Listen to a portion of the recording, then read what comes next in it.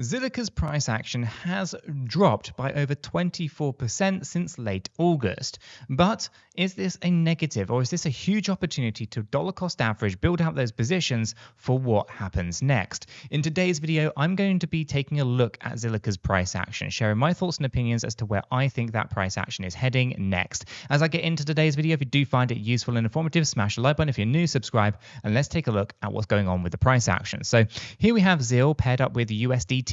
We're on the 1-day Binance chart here, and you can see that we got rejected quite a bit here across the previous kind of few months or so, across the 50 EMA, 50 SMA, right? The yellow line's the 50 SMA, the blue line's the 50 EMA, and you can see here back in May we got rejected, back here in June we got rejected, then we got rejected again in July, again in late July, and then of course testing again out in August, and we've dropped here so far another 24%.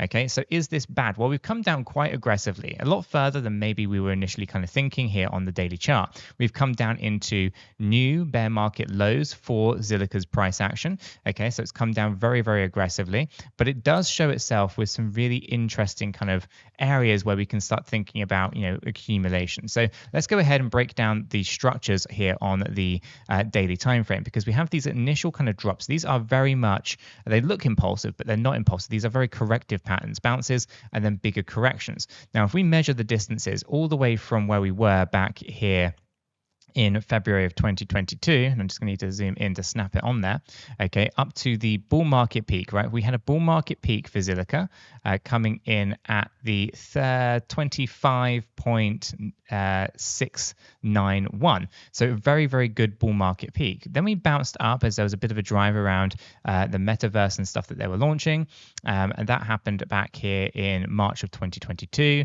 We've dropped down past the 1.236. Again, we were then looking for further slippage to the downside, which we then completed over here. This means that this entire structure is a W, X, Y, X, and then Z. Okay, from here we bounced up. Okay, so from the lows that we had over this side, just over here. So this was in line with our expectations, a low of 1.466. Okay, that was in here. We then bounced up, and it was a reasonable bounce. So this happened back here in September of 2023, up to this kind of peak range right up in this range here, a 206% move up to March 2024. Since then, obviously, we come down and we set a new bear market low for Zilliqa. Now, this structured move to the downside, again, it has that idea that it's impulsive, but it's not impulsive. It's kind of very corrective in the way that it's moving.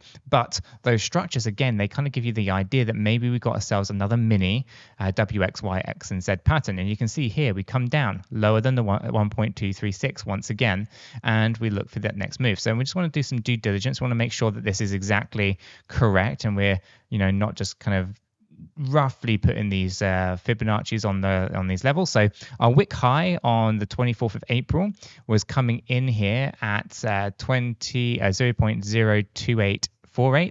Okay, so we know that we just need to move that down a little bit, so it's on there.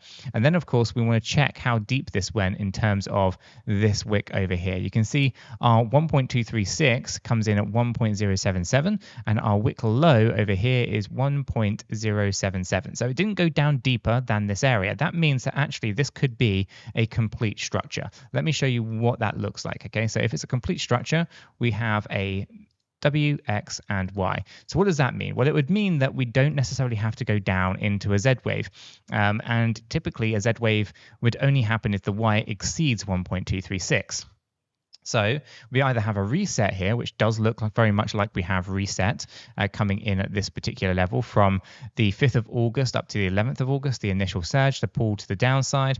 Over here, the push up, finding resistance on the 618 and 702 areas, not quite going up as far as the 200 EMA and previous area of resistance, and then pulling back. So this looks like a kind of structural completed move here. And then what's happening right now, since this area on this wick high on the 24th of August, we've slipped down quite aggressively on Zilliqa. This move is very interesting, but I am looking for a rally back to the 50 EMAs, 50 SMAs. Maybe not right away, but we will be looking for that. And if we do come up into this range and we find ourselves in this upper area of resistance once again, then I'd expect us to kind of start thinking about that next kind of move to the downside, retesting that previous wick low that we had as well. So again, it's one of those things where we could potentially start thinking it's a WXYXZ, even though it doesn't meet those requirements. Elliott wave theory really does need a higher liquidity to be really accurate, but you can see here there's going to be this interesting range between 1.109 and 1.038, where we then kind of complete out this structure. Now this is a hypothetical because it means that we have to find the wick high, retesting the 50 EMA, 50 SMA, and then we have that. Any higher price action is going to prevent us going down as deep as there, so we can still look at this previous swing low as a huge area for potential buying. Okay, so really interesting structures. Also, the other thing here that some people outside of Elliott wave might start thinking is maybe there's a head and shoulder, head here, and you'd see the potential shoulder coming in, and still you're going to end up with that targeted range down there. Okay, so these things kind of coincide together if you see them. So I'm still looking at Zilliqa as a great buying opportunity, because I think anywhere really below 1.5 cents is a huge opportunity for dollar cost averaging into Zilliqa ahead of what happens next. Now, I think there's going to be some really, really big things happening for Zilliqa over the next few months and as we go into 2025. We can see that Zilliqa had a very, very good run from 2020 lows up to the 2021 highs, and I think we're going to start seeing some very similar growth as we kind of get into 2025. Okay, this was an 8,900% move. I'm not going to say and sit here today and tell you that we're going to do something very similar, because it's actually more like 11,000%.